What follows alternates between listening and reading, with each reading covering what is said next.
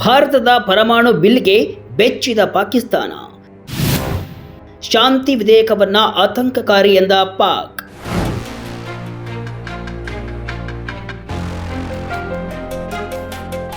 Vijaya Karnataka web ವೀಕ್ಷಕರಿಗೆ ನಮಸ್ಕಾರ.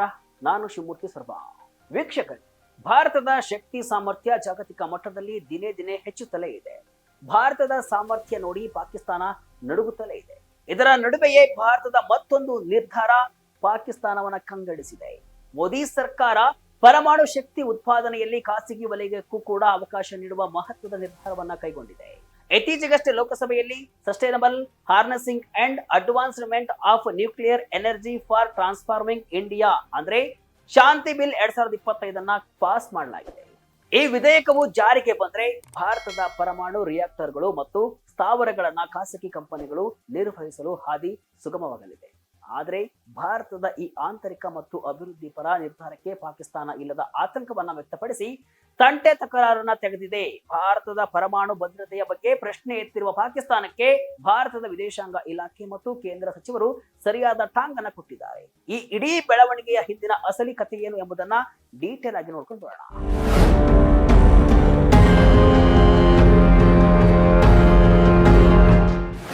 ಹೌದು, ಭಾರತದ ಪರಮಾಣು ಇಂಧನ ಕಾನೂನುಗಳನ್ನ ಆಧುನೀಕರಿಸುವಂತಹ ಉದ್ದೇಶದಿಂದ ಈ ಶಾಂತಿ ಬಿಲ್ ಅನ್ನ ತರಲಾಗಿದೆ. 2047 ವೇಳೆಗೆ ಭಾರತದ ಪರಮಾಣು ವಿದ್ಯುತ್ ಸಾಮರ್ಥ್ಯವನ್ನ 100 ಗಿಗಾವ್ಯಾಟ್ಗೆ ಹೆಚ್ಚಿಸುವುದು ಕೇಂದ್ರ ಸರ್ಕಾರದ ಗುರಿಯಾಗಿದೆ. ಇದಕ್ಕಾಗಿ ಖಾಸಗಿ ವಲಯದ ಸಹಭಾಗಿತ್ವ ಅತ್ಯಗತ್ಯ ಅಂತ ಸರ್ಕಾರ ಭಾವಿಸಿದೆ. ಆದ್ರೆ ಈ ವಿಚಾರ ತಿಳಿತಾ ಇದ್ದಂತೆಯೇ ಪಾಕಿಸ್ತಾನದ ವಿದೇಶಾಂಗ ಸಚಿವಾಲಯದ ವಕ್ತಾರ ತಾಹಿರ್ ಆಂದ್ರಾವಿ ಸುದ್ದಿಗೋಷ್ಠಿಯನ್ನ ನಡೆಸಿ ಭಾರತದ ಈ ನಿರ್ಧಾರದ ಬಗ್ಗೆ ಆತಂಕವನ್ನ ವ್ಯಕ್ತಪಡಿಸಿದ್ದಾರೆ. ಇಸ್ಲಾಮಾಬಾದ್ ಈ ಬೆಳವಣಿಗೆಗಳನ್ನ ಅತ್ಯಂತ ಎಚ್ಚರಿಕೆಯಿಂದ ಗಮನಿಸ್ತಾ ಇದೆ ಅಂತ ಅವರು ಗುಡುಗಿದ್ದಾರೆ. ಭಾರತದಲ್ಲಿ ಖಾಸಗಿ ವ್ಯಕ್ತಿಗಳು ಅಣುಶಕ್ತಿ ವಸ್ತುಗಳನ್ನ ನಿರ್ವಹಿಸುವುದು ಜಾಗತಿಕ ಪ್ರಯತ್ನಗಳಿಗೆ ಸವಾಲಾಗಿದೆ ಎಂಬುದು ಪಾಕಿಸ್ತಾನದ ವಾದ. ಪಾಕಿಸ್ತಾನದ ಹಳೆ ರಾಗ ಸುಳ್ಳಿನ ಕಂತೆ. ಭಾರತದ ಭದ್ರತೆಯ ಬಗ್ಗೆ ಪಾಕಿಸ್ತಾನ ಪ್ರಶ್ನೆ. ಪಾಕಿಸ್ತಾನದ ವಕ್ತಾರ ಅಂದ್ರಾವಿ ಮಾತನಾಡ್ತಾ ಭಾರತದ ಪರಮಾಣು ಭದ್ರತಾ ಲೋಪಗಳ ಇತಿಹಾಸ ನಮಗೆ ತಿಳಿದಿದೆ. 1990ರಿಂದಲೂ ಕೂಡ ವಿಕಿರಣಶೀಲ ವಸ್ತುಗಳ ಕಾನೂನು ಬಾಹಿರ ಮಾರಾಟದ ರಿಪೋರ್ಟ್ಗಳು ಬಂದಿವೆ. ಹೀಗಾಗಿ ಖಾಸಗಿ ವಲಯಕ್ಕೆ ಪರಮಾಣು ವಸ್ತುಗಳನ್ನ ನಿರ್ವಹಿಸಲು ಅವಕಾಶವನ್ನ ನೀಡುವುದು ಕಳವಳಕಾರಿ ಅಂತ ಹಸಿ ಸುಳ್ಳುಗಳನ್ನ ಹರಿಸಿದ್ದಾರೆ. ಅಸಲಿಗೆ ಕಳೆದ ವರ್ಷ ಭಾರತದಲ್ಲಿ ವಿಕಿರಣಶೀಲ ವಸ್ತುಗಳು ಪತ್ತೆಯಾಗಿವೆ ಅಂತ ಪಾಕಿಸ್ತಾನ ಆರೋಪಿಸಿತ್ತು.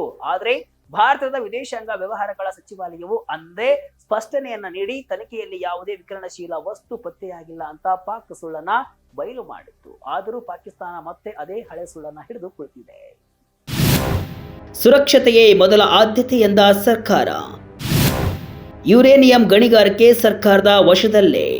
ಪಾಕಿಸ್ತಾನದ ಈ ಟೀಕೆಗಳಿಗೆ ಕೇಂದ್ರ ಸಚಿವ ಜಿತೇಂದ್ರ ಸಿಂಗ್ ಅವರು ಸ್ಪಷ್ಟ ಮತ್ತು ಕಠಿಣ ಉತ್ತರವನ್ನ ನೀಡಿದ್ದಾರೆ. ಪರಮಾಣು ಸುರಕ್ಷತಾ ಮಾನದಂಡಗಳಲ್ಲಿ ಯಾವುದೇ ರೀತಿಯ ಸಡಿಲಿಕೆ ಮಾಡಿಲ್ಲ ಅಂತ ಅವರು ಸ್ಪಷ್ಟಪಡಿಸಿದ್ದಾರೆ.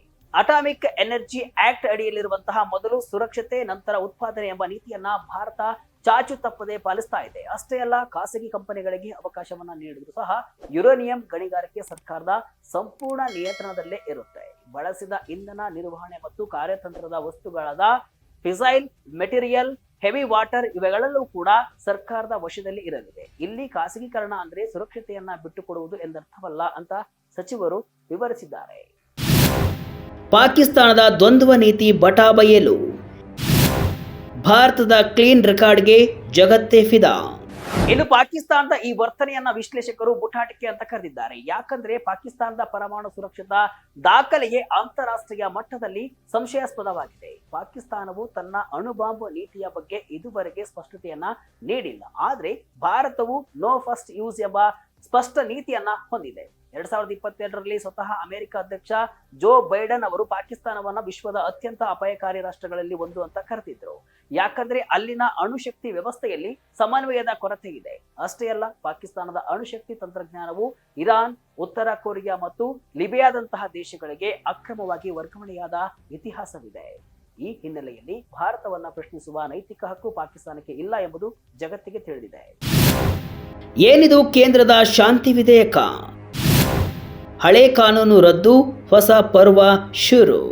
ಈ ಶಾಂತಿ ವಿಧೇಯಕವು 1962ರ ಅಟಾಮಿಕ್ ಎನರ್ಜಿ ಆಕ್ಟ್ ಮತ್ತು 2010ರ civil liability for nuclear damage act ಅನ್ನ ರದ್ದುಗೊಳಿಸಿ ಅದರ ಸ್ಥಾನದಲ್ಲಿ ಆಧುನಿಕ ಬದಲಾವಣೆಗಳನ್ನ ತರುತ್ತದೆ.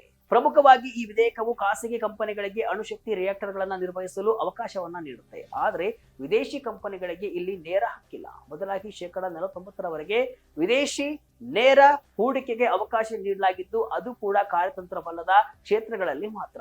ಪರಮಾಣು ಇಂಧನ ತಯಾರಿಕೆ ಮತ್ತು ಸಲಕರಣೆಗಳ ತಯಾರಿಕೆಯಲ್ಲಿ ಖಾಸಗಿ ಸಂಸ್ಥೆಗಳು ಭಾಗವಹಿಸಬಹುದು. ಇದರಿಂದಾಗಿ ಸಣ್ಣ ಮಾಡ್ಯುಲರ್ ರಿಯಾಕ್ಟರ್ಗಳಂತಹ ನವೀನ ತಂತ್ರಜ್ಞಾನಗಳು ಕೂಡ ಭಾರತಕ್ಕೆ ಬರಲಿವೆ. ಎಇಆರ್ಬಿಗೆ ಶಾಸನಬದ್ಧ ಅಧಿಕಾರ, ಕಟ್ಟುನಿಟ್ಟಾದ ಶಿಕ್ಷೆ, ನಿಯಮಗಳು ಜಾರಿ. ಈ ವಿಧೇಯಕದ ಮತ್ತೊಂದು ಪ್ರಮುಖ ಅಂಶವೆಂದರೆ ಅಟಾಮಿಕ್ ಎನರ್ಜಿ ರೆಗ್ಯುಲೇಟರಿ ಬೋರ್ಡ್ಗೆ ಹೆಚ್ಚಿನ ಶಕ್ತಿ ನೀಡಿರುವುದು. ಇದುವರೆಗೆ ಕಾರ್ಯಾಂಗದ ಆದೇಶದ ಮೇರೆಗೆ ನಡೀತಾ ಇದ್ದಂತಹ ಎಇಆರ್ಬಿ ಈಗ ಶಾಸನಬದ್ಧ ಸಂಸ್ಥೆಯಾಗಲಿದೆ. ಇದರಿಂದಾಗಿ ಈ ಸಂಸ್ಥೆಗೆ ಪರಮಾಣು ಸ್ಥಾವರಗಳ ಮೇಲೆ ಕಟ್ಟುನಿಟ್ಟಾದ ನಿಗಾ ಇಡಲು, ಪರವಾನಗಿ ನೀಡಲು ಮತ್ತು ನಿಯಮ ಉಲ್ಲಂಘಿಸಿದವರ ವಿರುದ್ಧ ಕಠಿಣ ಕ್ರಮ ಜರುಗಿಸಲು ಅಧಿಕಾರ ಸಿಗಲಿದೆ. ನಿಯಮ ಉಲ್ಲಂಘಿಸಿದರೆ 1 ಕೋಟಿ ರೂಪಾಯಿಯವರೆಗೂ ದಂಡ ವಿಧಿಸುವ ಅಧಿಕಾರವನ್ನ ಈ ಬಿಲ್ ನೀಡಿದೆ. ಇದು ಭಾರತದ ಪರಮಾಣು ಸುರಕ್ಷತೆಯನ್ನ ಅಂತಾರಾಷ್ಟ್ರೀಯ ಮಟ್ಟಕ್ಕೆ ಕೊಂಡೊಯ್ಯಲಿದೆ.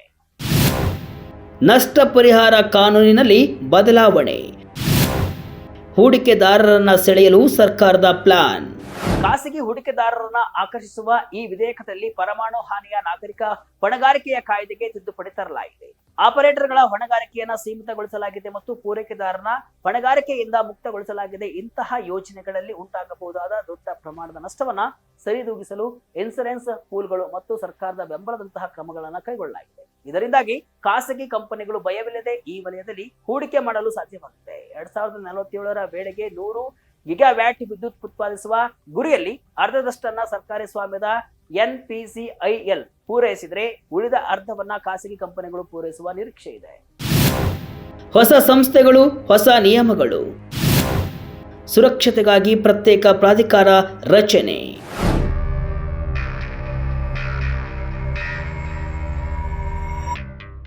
ಕೇವಲ ಪ್ರೈವೇಟ್ನವರಿಗೆ ಮಣೆ ಹಾಕೋದು ಮಾತ್ರವಲ್ಲ, ಸುರಕ್ಷತೆಯ ವಿಷಯದಲ್ಲೂ ಕೂಡ ಸರ್ಕಾರ ರಾಜಿ ಮಾಡಿಕೊಂಡಿಲ್ಲ.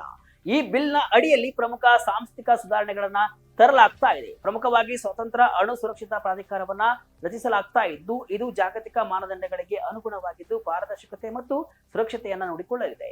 ವಿವಾದಗಳು ಮತ್ತು ಹೊಣೆಗಾರಿಕೆ ವಿಷಯಗಳನ್ನ ತ್ವರಿತವಾಗಿ ಇತ್ಯರ್ಥಪಡಿಸಲು ಒಂದು ವಿಶೇಷ ನ್ಯಾಯ ಮಂಡಳಿಯನ್ನ ರಚಿಸಲಾಗುವುದು. ಇದು ಹೂಡಿಕೆದಾರರಿಗೆ ಕಾನೂನು ಹೋರಾಟದ ಭಯವನ್ನ ಕಡಿಮೆ ಮಾಡಲಿದೆ. ಈ ಮೂಲಕ ಅಣುಶಕ್ತಿ ವಲಯದ ನಿಯಂತ್ರಣವನ್ನ ಅಣುಶಕ್ತಿ ಇಲಾಖೆ ಮತ್ತು ವಿದ್ಯುತ್ ಸಚಿವಾಲಯ ಹಂಚಿಕೊಳ್ಳುವ ಸಾಧ್ಯತೆ ಇದೆ. ತಜ್ಞರ ಸಮಿತಿಯ ಶಿಫಾರಸಿನ ಮೇರೆಗೆ ಕೇಂದ್ರ ಸರ್ಕಾರ ಲೈಸೆನ್ಸ್ ಸಿಸ್ಟಮ್ ಮೂಲಕ ಪ್ರೈವೇಟ್ ಪ್ಲೇಯರ್ಸ್ ಅನ್ನ ಕಂಟ್ರೋಲ್ ಮಾಡಲಾಗ್ತದೆ.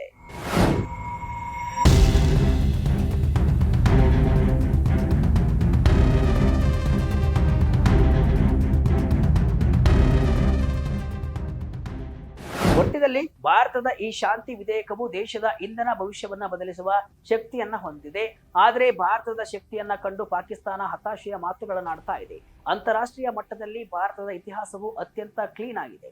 ಇದೇ ಕಾರಣಕ್ಕೆ ಭಾರತಕ್ಕೆ ಎನ್ಎಸ್ಜಿ ವಿನಾಯಿತಿ ಕೂಡ ಸಿಕ್ಕಿದೆ. ಆದರೆ ಪಾಕಿಸ್ತಾನದ ಪರಮಾಣು ಕಳ್ಳತನದ ಇತಿಹಾಸ ಜಗತ್ತಿಗೆ ಗೊತ್ತಿದೆ. ಹೀಗಿರುವಾಗ ಪಾಕಿಸ್ತಾನ ಮಾಡುವ ಈ ಆರೋಪಗಳಿಗೆ ಯಾವುದೇ ತೂಕವಿಲ್ಲ. ಭಾರತವು ತನ್ನ ಸುರಕ್ಷತಾ ಮಾನದಂಡಗಳನ್ನ ಮತ್ತಷ್ಟು ಗಟ್ಟಿಗೊಳಿಸುತ್ತಲೇ ಇದೆ. ಪರಮಾಣು ಶಕ್ತಿಯನ್ನ ಶಾಂತಿಯುತ ಮತ್ತು ಅಭಿವೃದ್ಧಿಯ ಕೆಲಸಗಳಿಗೆ ಬಳಸಿಕೊಳ್ಳಲು ಸಜ್ಜಾಗಿದೆ. ಈ ಮೂಲಕ ಭಾರತವು ಅಣುಶಕ್ತಿ ವಲಯದಲ್ಲಿ ಜಾಗತಿಕ ಸೂಪರ್ ಪವರ್ ಆಗಿ ಹೊರಹೊಮ್ಮುವುದರಲ್ಲಿ ಅನುಮಾನವೇ ಇಲ್ಲ. ಇದಿಷ್ಟು ಇವತ್ತಿನ ವಿಶೇಷ. ಇದೇ ರೀತಿ ಹಲವು ವಿಶ್ಲೇಷಣೆ ಮಾಹಿತಿ ಅಷ್ಟೇ ಅಲ್ಲ, ಮನರಂಜನೆಯ ವಿಡಿಯೋಗಳಿಗಾಗಿ ವಿಜಯ ಕರ್ನಾಟಕ ವೆಬ್ಸೈಟ್, ಫೇಸ್ಬುಕ್ ಹಾಗೂ ಯೂಟ್ಯೂಬ್ ಪೇಜ್ ಅನ್ನು ಫಾಲೋ ಮಾಡಿ. ಧನ್ಯವಾದಗಳು.